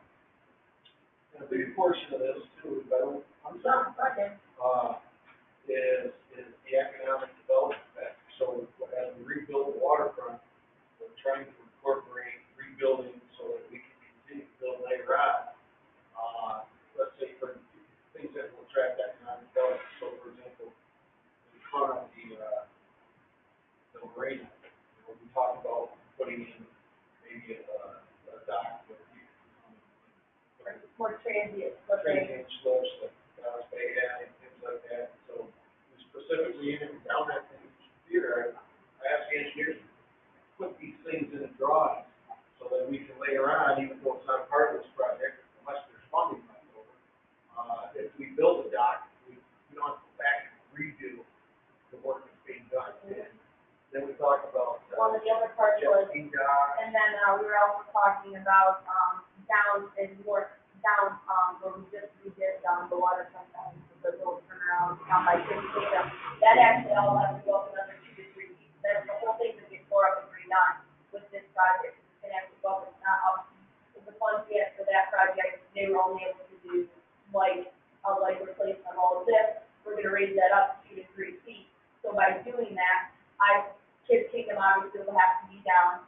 At the time, Matt was looking into some funding. We were looking at some type of like shift playground, updating the facilities down there, and hopefully looking to do something similar like Clayton has with the pavilion to try to transform that waterfront into something like that. So that was some of the long-term goal that came around with that, because that also would include relocating the skate park and the tennis court over to that, on the opposite side.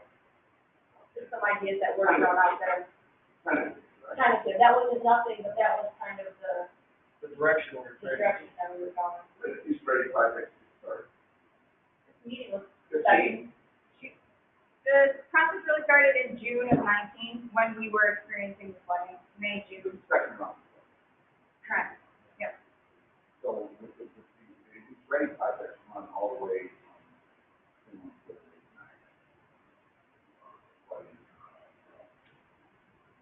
impacted a lot. In fact, I believe at one point, correct me if I'm wrong, you're doing the meeting.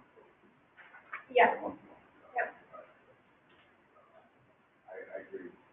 This is something that you and I both know how big grant operations work, you're not in it. If you wanna win it, you gotta be in it. I'm all good with, Yeah, I'm not suggesting slowing it no, I down. know that. Just want to be brought up to speed.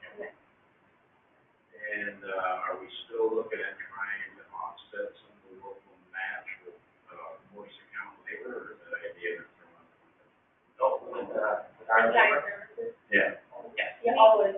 We can do that. The governor at first wasn't going to allow in-kind contributions, but, there are some things that our DPW can do, and we are constantly keeping them. That's much more, related to construction, but yes, it can be used. There's also some National Grid grants that we can use.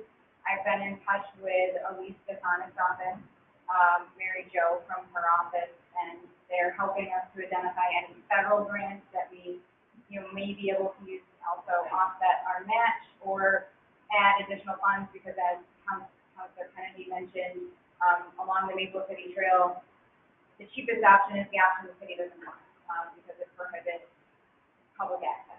So, And we were going to reuse some of the materials that were located on the Maple City Trail, to relocate them into, I believe it was a little part of the marina, where we were gonna try to reuse as much of that material as we could. right, and a lot of, all of those details will be fleshed out in the next phase of engineering. Right now, the city of Ogdenburg, do not have a contract with these engineers. So, but I'm sure they would be more than happy to, in fact, I know they'd be more than happy to come. We've already talked about what public participation might look like, going forward, given restrictions on public gatherings and social distancing and remote meetings. So, they are ready to get started immediately, and it is really the next step that we need to take. I see, we just, at one point, we talked about finding it all into one, for the map, that's now almost that part, resolved. Are we four? No. Two. No, Two. still trying to do two. Two. This resolution combines it all into one for you, just for the ease of No, I understand. moving things forward. But the proposal that you all received from Ramble, does articulate the cost for two separate projects. So, all of the projects that are St. Lawrence River projects are one project, and we submitted a formal change order to the state to do that. We'll still have 4 projects, but we'll report on them as one, and we will do them as one, so that we minimize overlap and increase efficiency, both from an engineering and design perspective, but also from a construction perspective. The Maple City Trail, which is SJ 163, will be kept separate, because it has very different aspects to this one, including floodway, which we don't have on the same one. And, I had a couple more questions here. Anybody else? Oh, I just wanted to make sure that there weren't any restrictions like previous grants on the use or disposal of the property to be improved. And you don't need to give me an answer now, but a lot of times when you're awarded funds like this, there are restrictions, and it's some of our cleanest land that I personally think some of it would be better off used in encouraging waterfront development, whether it's a housing clean land, we can't do anything with the rest of our waterfront. So that's been my vision or one idea I wanted to propose, but I just want to make sure we're not. A lot of times these contracts have that language in it. And the other thing is, there's probably minority woman business enterprise participation goals with the state funded, and that would eliminate a lot of contractors up here just based on the demographics. So if there's any opportunity for us to input where they're using local materials or local contractors, that would certainly be helpful to our businesses. Yeah. It's been part of the discussion as well as, Oftentimes that doesn't end up in contracts, and I think we're articulating and writing a letter or passing a resolution or whatever. Is that it for discussion? I think our 30-minute dissertation on that was quite sufficient for us to move forward. Okay. Would the city clerk please call the roll? Counselor Scamperly? yes. Mayor Skelly? Yes. Counselor Dilaba? Yes. Counselor Fisher? Yes. Counselor Kennedy? Yes. Counselor Powers? Yes. Counselor Reese? Yes. Approved. Our next item of business will be read by Director of Planning and Development, Andrea Smith. I think the summary and reduction is probably good. Sure. A resolution authorizing the interim city manager to enter into a contract with Lucchini Construction, Inc. for a sum not to exceed $275,573 for the Lafayette Spring Street Rehabilitation Project. Lafayette Spring Street Bridge Rehabilitation Project. Discussion. I just want to highlight a couple things. This project did go out to bid 2 times. We did only receive 1 bid, but Lucchini Construction has done work on this bridge in the past. So we are very confident that they have the ability to perform the work to the city's satisfaction. This is a grant that was awarded to the city in the amount of $375,000 through the DOT Multimodal Number 4 program. And this was with help from former Assemblywoman Abby Jennings, for what it's worth. So thank you to a former Assemblywoman for her assistance with obtaining this grant. So it will cover 100% of project costs. This does not cover the full extent of the work that's necessary on the bridge, but it will help us get started, and while we are getting started and going, if additional funding becomes available, either locally or through state or federal funding, we can certainly add additional aspects onto the project. So the identified costs are $1.3 million? Total, yes, that's correct. Okay, so this addresses 200, these are the most serious things that the state's concerned with? Right, so right now, we do have a safety flag on the bridge that is dealing with this falling concrete, the loose concrete on the underside, on the under arches, over the water and portions of the Maple City Trail. Our public works is gonna work on removing the concrete that's actually falling. And that will alleviate the DOT flag. But doing work over the water to actually do the concrete repairs and the painting, those are the 2 big ticket items in the bids that we've received. Both of those items independently exceed $500,000. So those are outside of our ability to pay at this time. But the work that will be done will address the water that's getting in through the bridge deck and creating the cracking of the concrete. So hopefully that will be minimized through the work that we're doing for the $275,000 we would be able to. And the flag would be good. Correct, yes. That is our understanding from our recent conversation with the DOT. We're working on the top of the bridge right now, right? That's what would be awarded primarily, although like I said, DPW will be doing some work on the underside to remove the fallen concrete. And the thought of, we had a meeting, Shane, Andrea and I, thought is, you know, use the money, take care of the top, the water penetrates down, breathes and doing more damage. But that's just spend the money we have.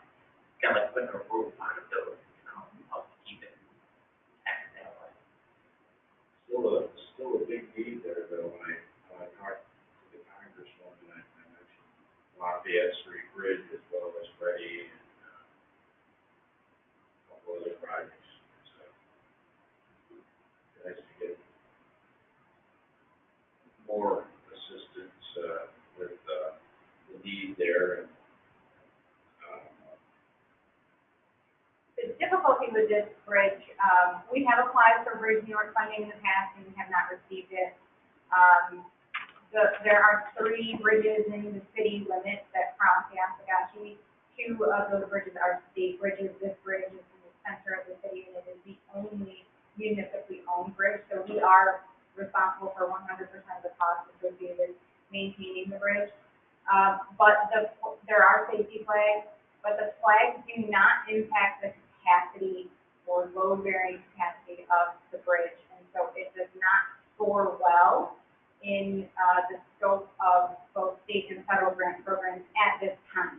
We will continue to put the application in and seek state and federal funding, but infrastructure funding, as anyone can guess, is highly sought after and extremely competitive, and our bridge doesn't really, at this point in time, rise to the level of meeting that threshold to receive funds. Doesn't mean it's not worth going after, but that's why it was a good fit for the multimodal funding that we received with assistance from the Pennsylvania County. Very historical grant, anything like that? But it is historic grant. It may be eligible, it is not presently listed. How long did you get this grant? You got that 3 years ago, 4 years ago? Oh, no, we just received this grant, just this, in fall of 19. So we applied for it before that, most likely.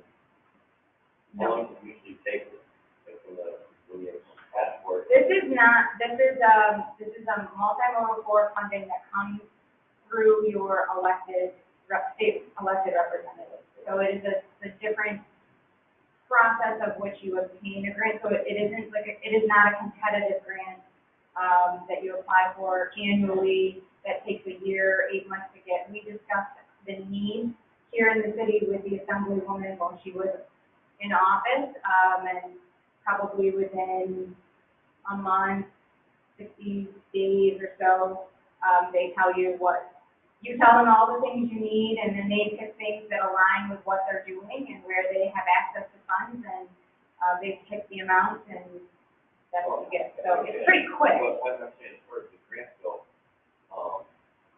could we possibly bring more grants? I know there's big. Oh, absolutely, yeah, absolutely. I believe we see it as bigger first and second time, because they brought in so much money, they paid for themselves, plus they brought the village quite a bit of money. Sometimes spending a little bit on somebody, they do a lot, that in the back room, might not really do. We can absolutely continue to apply for grants. Further discussion? And we do. Yeah. Okay, would the city clerk please call the roll? Mayor Skelly, Yes. Counselor Dilaba, Yes. Counselor Fisher, Yes. Counselor Kennedy, Yes. Counselor Powers, Yes. Counselor Reish, Yes. Counselor Scamperly, approved. And this brings us to old business. Does anyone have old business? I've got one. Back in January, February, we talked with, Matt, at Parks and Rec about jet ski slips in the city marina. He had talked, he was going to work with the Recreation Commission on going to use, slips that boats were too big, so that way we could fly a jet ski in next to those boats to increase some revenue. We had talked about, $300 for the, season for these jet ski slips. And, it kind of got pushed to the wayside. I know we're kind of a little further into summer now, but I've had a lot of people reaching out. I actually talked to Shane about it the other day, conversation about it. Because there used to be a lot of transient, and you just go in the Division, you pay your transient fee. Well, now you pay your transient fee, you have to go down to DPW, which just isn't as convenient for people, and it's kind of, on the honor system that I talked with Shane about, and, I was wondering if we could pass something similar to what we did for, the restaurants, instead of, like, in lieu of maybe having a public hearing, is there something we can put forward to maybe do a partial rental and get with Shane how many rental slips would be available, and then just to raise some extra money, because, there's, that way we can make sure these, I talked to Shane when it's concerned our insurance and registration on these, on the, vehicles that are, vehicles with more further on the deputies, in there, so I didn't know if that's something, where we're always looking, nickel and dimes and dollars, we usually get probably a couple, maybe at least $1,500, $200 in deputies this summer that are just sitting down there, so I'm just thinking, is that something anybody be willing to help me entertain, moving forward to try to get some revenue out of what's already, the honor system, so people can make sure things are insured, so if you've got somebody driving down through there that, and they hit somebody else's boat that is in the marina, and it is insured, to make sure that, the correct people are held responsible for that, and make some extra money, because I know that was one of the things I was working with Matt on pushing forward, so. So you're saying that we don't write the slip check during. Right now, Good. but right now, if you walk down there, and, Shane can maybe help me out with this one, that you've got some pontoon boats, and then you've got those pontoon boats, because it's so wide, it's taking up 2 slips, so as you go further down into the marina, the slips get narrower and narrower and narrower, and it goes in like this. So, where people have a larger pontoon boat, their pontoon boats are tying up to both sides, because you can't get another boat in there, but we could get another jet ski. Summer's happened over even for, I know we were originally thinking, I think the rec commission was 300 for a season, but again, we could take 150 of that, or halfway through, or whatever, and you can park those jet skis in next to those boats, and there's probably 10, 12 slips off the top of my head, easy. I think at least, I counted possibly 10 or, maybe 10 to 12, that's what I did, I walked down, today before I came, and I was counting how many we could fit in. I mean, that's an extra, $1,200 to $1,500 that we could. How many would you put on the slip? Well, I think that. One, but that's like the slips that are doubled up, or the slips that, maybe you could fit more in. I'm just thinking. Would you charge people who are staying for slip now that have room for one and Yeah. also have a jet ski? Yeah, additional charge, So yeah. they would have to pay Yeah, more? so like I'm thinking for myself, like, I come in on a weekend on the water, if you've driven by, you'll see there's a couple times, I put my jet ski off the side of my boat, because I've got 3 kids coming off the water, I would rather slip in an instant, and, even when I filled out my form back, and I submitted it back in March, when I paid for my slip, right on my slip I wrote, I would like to rent a jet ski, and I know that, in previous years, we have always done the list, and then we have done, first come, first served based on a residence, so you go down, people and whoever, maybe in like the marina that has them, because most of the people that would rent already have, it's because they already have a boat in there, and then, we could put it out, hey, there's 6 slips available, and I know we fill them instantly, because I call Osmers, they don't have anything available. I talked to Prairie, they don't have anything available, and I'm just thinking, even if maybe people wanted to, they don't want to rent for the whole time, but maybe we could even do a calendar, people know that, they want to rent out certain times, at least maybe that way it would help Shane with the honor system too, going forward, so we could get some revenue in there, because there's a need, and we have the resources, and it would actually help Shane, so that way he wouldn't have to monitor, if you just be able to back your slip, and they're being taken up right now, and just be extra money in our pocket, and then we can use that for, even if that money just becomes into keeping the marina picked up, and I know Shane has, there's been a lot of maintenance with the geese and everything that have been down there, maybe those costs could help offset some of the workers that are down in the marina for the remainder of the summer. So there isn't a fee now for a jet ski? They're not supposed to be in there unless you go down to DPW, and you do a rental, like rent a slip or like a transient slip, and then you pay by the slip. I don't know, what is it? It's, for non-power, it's $1.25 per foot per Yeah. night. I think it's $1.50 for power type, but I've only been doing non-power, the jet ski's not. Because the jet ski doesn't require Not really fair to make it the extra quarter, not, and we won't even put the power. Is there demand or interest? Oh, Oh, absolutely. yeah, there's a lot, I've got 3 or 4. I've got They all questions. got boats there.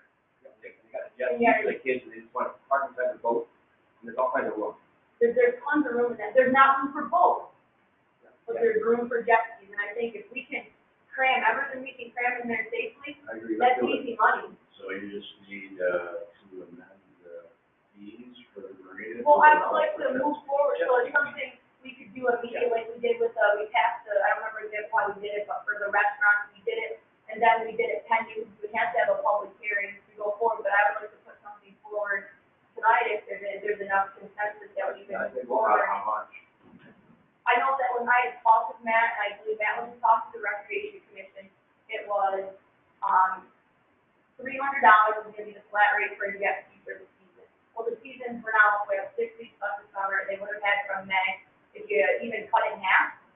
I'm just trying to think, you cut it in half for the rest of the year, and then we can get a sign up for, for next year, and we can go forward that, Shane can get with the Recreation Commission. I know you said you have some new members coming on, maybe get them up to speed, and then maybe for our September meeting after this is done, maybe the Recreation Commission can get together and do a formal presentation for us.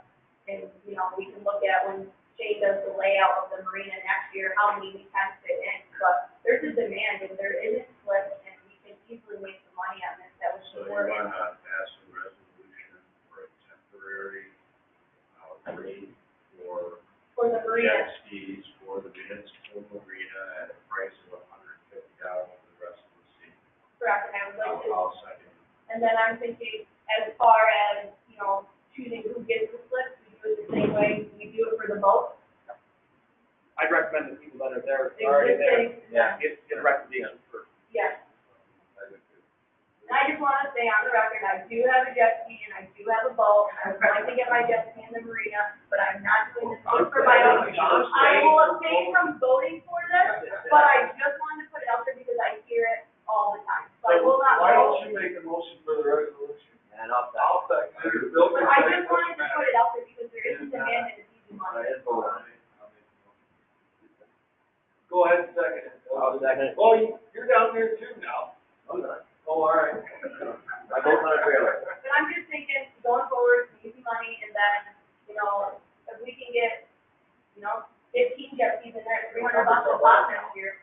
I mean, I think our boat was $785 for a slip. And my boat's 24 foot long. If I can get my 3-seater jet ski, and they're gonna get $300 out of that, I know, I want money. So this is brought from the floor, so we can buy votes. So I vote for. All in favor? I am. You want to do it official? Could we please, for the record, I'm sure you do. With the city clerk, please call the roll. Counselor Dilaba? Yes. Counselor Fisher? Yes. Counselor Kennedy? Abstain. Counselor Powers? Yes. Counselor Reish? Yes. Counselor Scamperly? Yes. Mayor Skelly? Yes. Approved. That was to go off the agenda, to entertain the new. Oh, practically, that. You want to get, we're good. One more, Old business. Did we ever sell, or did we have the election by 20, Barry? Did you get it? We did have the auction and nobody came, and nobody did it. We still are the owners. We'll play through that. I forget, was it prices associated with it? 8,000. We have an offer? No offer. They can drop it, so it's off. They came to us, they wanted to come down the day they called and pay, and we told them that we could do that in the past, but that is no longer the way the city sells property, it has to be sold at public auction. And they wanted us to do that, but 6 weeks later, they didn't show up. They were called on the day, they were called and told they could come all day, and they did not come. That was true of the, synagogue as well. I just wondered if we should follow up on those in terms of, if you don't get a offer, when, do we cut it in half, do it again? Rather than hold on to it. That's not a bad idea. But now that you brought that up, on the, I think it was on Green Street. Yeah, did we ever lower the taxes on that? Seeing that we make the county whole, and yet, because we had a conversation at the time, that we have some properties that we have this high assessment on, but we were selling really low, and yet we still, with the county whole, and the tax, and the, we're back whole. So we had a discussion. We never, I don't know if it was supposed to go upstairs or something, I don't know, but it seems, Yeah, there's more properties out there that are just like that, that were thrown all their way since, because of money, and I didn't think of that, but it's. brought that up before, and I said, why don't we just lower it to $1? Can't do that, it's gotta have that 100% assessment, but I think especially with the relook at the property. There's a mechanism in that because it was getting thrown out there for so low, Yeah. that it's obviously not worth anything, or worth not much. So if it's like $60,000, and you're selling it for $6, then anybody in their right mind would say, you shouldn't be making a county whole, it's a whole on $10,000. It's ludicrous. And that's not the only property we have. So that really needs to be attacked. Sorry to throw that back on that. Any other business? Okay, then that brings us to new business. Does anyone have new business? Yeah, I spoke to the NJS last week, Shane, and kind of piggyback on the full time here concerning the deed issue down in the big creek over there. Not so much along the shoreline as far as the loading area coming from the mainland to the dock, it's actually now inside the actual travel corridor of the marina, and it's getting thick, especially some of the boaters that are down together. And you can actually go down there and see it all hanging off the bottom of the off of the yellow works.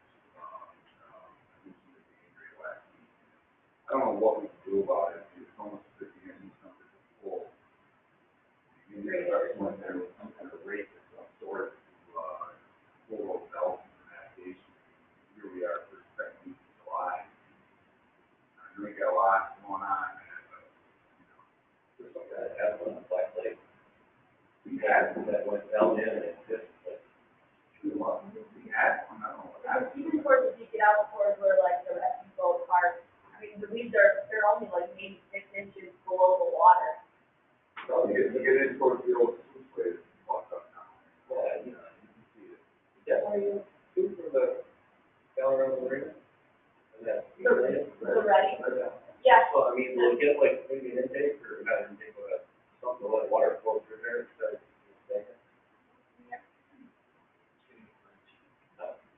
We are looking at improving the flow through that connector.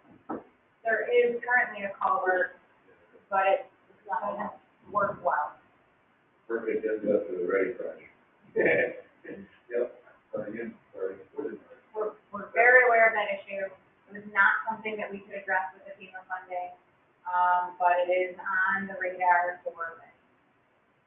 The issue I'm concerned about. Sure.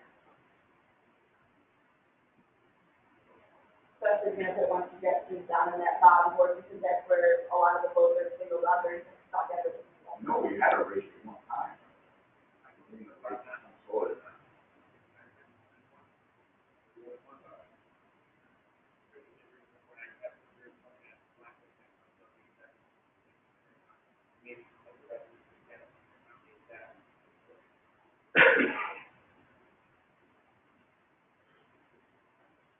Any other new business? I bet you can probably get these books by the end of the week, I bet your pockets and buy one. I received a couple of complaints regarding fireworks, which are, I'm sure, problematic for, I'm sure it's not just Ogdensburg. I don't know what the fine is, you know, off the top of your head. Yeah, I know there's one. I tried to read it off and I never got it. Yeah, I don't know what the fine through the city court would be for that, but, years back, it was changed to violation, to shoot out fireworks rather than misdemeanor. And, the violation, you need to complain it, unless observed by an officer, you need somebody that, the officer didn't observe it, and you need somebody willing to sign a statement that didn't observe it, so we can issue a ticket. But no longer a misdemeanor. And they amended it so they allow certain types to, that's why it's created a problem. Well, the type of fireworks that New York State's selling aren't the kind that go up in the air and explode. I know we do have that, people bring them in from other areas, but, in order to charge somebody, the officer has to actually observe it. As you know, by the time they get the call and by the time they respond or get there, they're off and over with it. So pinpointing the exact person that lit them off, or getting somebody to sign a statement against the person, is a challenge. We do address the complaints as they come in. Thank you.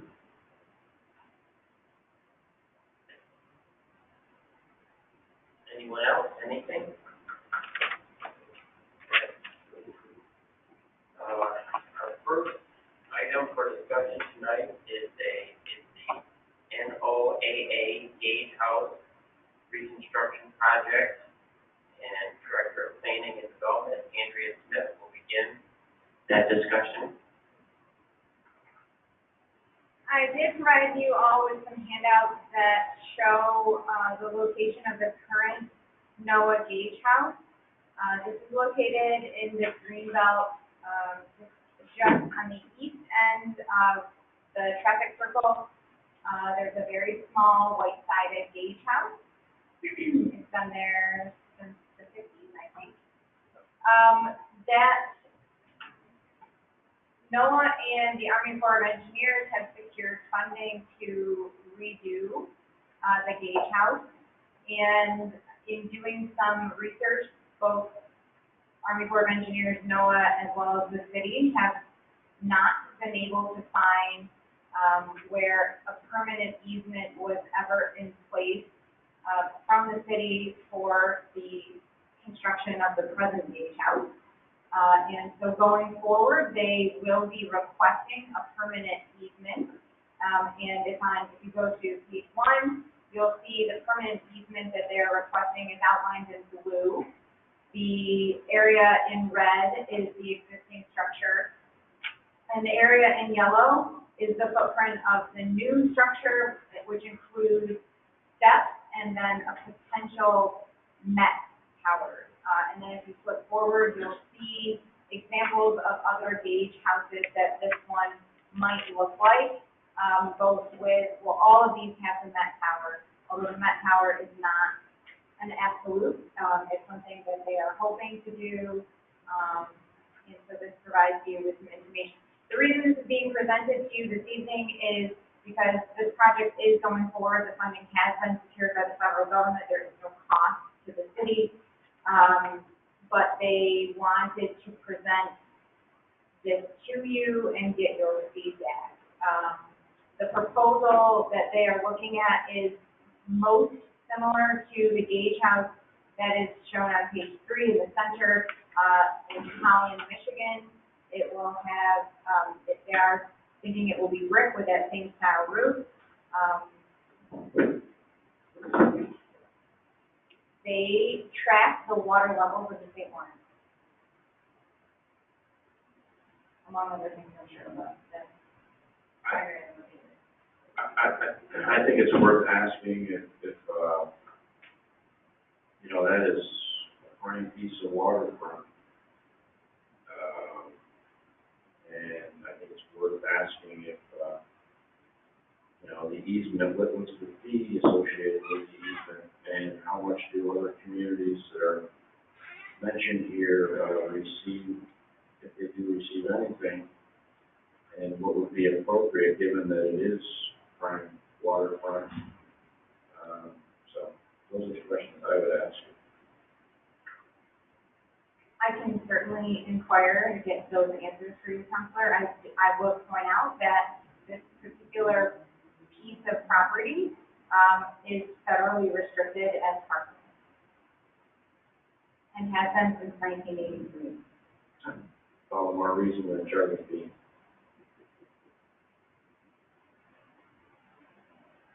Just wanted to point that out. What impact would any of the new levy projects coming forward have? Well, the timing is ideal. This project has been something that the city, has been aware of for at least 3 years. But the funding has never been secured for this. The funding is now in place, it has been allocated, it's all budgeted for, they have some very rough conceptual designs, which I think were included in the agenda for you. So the likelihood of this going forward is high. So it's great timing though, because we'll be able to incorporate it in with our ready project. The construction schedules right now do seem to align quite nicely. So it will be able to respond to the increase in grade that we are looking at with the ready project. So from that perspective, it couldn't be better. You really, a lot of times, you don't even notice that little building there. But if it goes ahead, I would like to see them make a nicer appearance on the outside, and brick or some nice stonework rather than metal siding. Yeah, their proposal is for a brick exterior with a metal roof, just like the beach house that's shown for Holland, Michigan. So we discussed standards for building on the waterfront for countless meetings down there, talking about design and talking about new buildings matching what is the sweet spot for structures on the water, that Great Lakes theme, different type of theme. Are they going to build something that is Great Lakes theme or something like that on the roof for us that looks nice, lighter together? Well, I do think that what they're proposing looks nicer than what is there. It's much more up to date. It's a brick exterior with a metal roof. It's an 8x8 structure. Yeah. This is not a big structure that we're talking about. It is slightly bigger than what is there now, which I think is 6x6. So, I mean, I do think that it would be an improvement. If there is something that the council is interested in, this is your opportunity to give them feedback.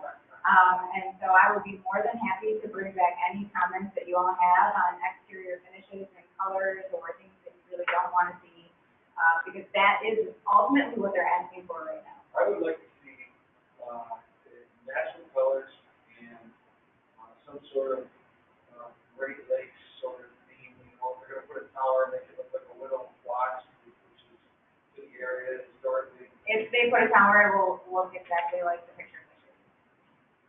Like it will be that. I can give them direction. Are they proposing this way? They do, my understanding is they may not have the funding secured for the tower, But they. and we don't currently have a tower. Oh, it's a antenna tower.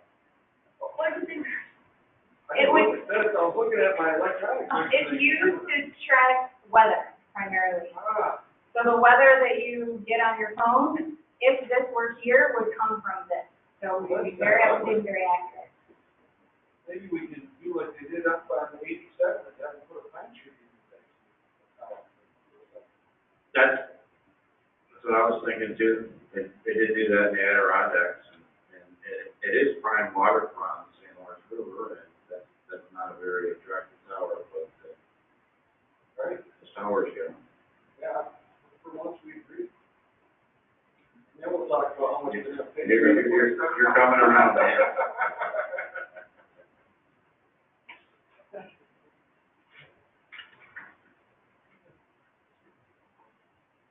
Neutral colors and a tower that looks like a tree. Yeah. Natural He colors. likes pastel. He likes I pastel. like that little. Shiny object. Different colored bricks. That's like exactly the one that they're proposing.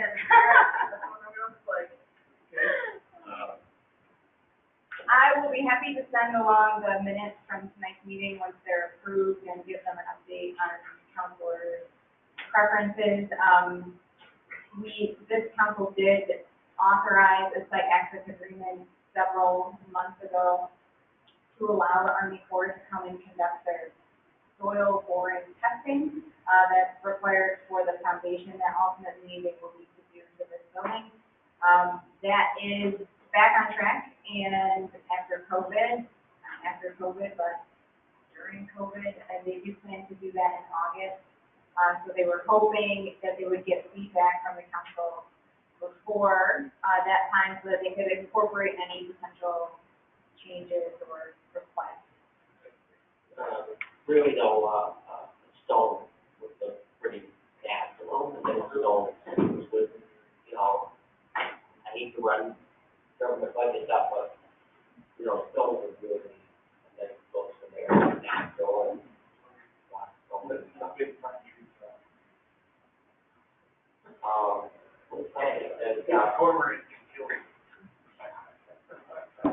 Any other discussion?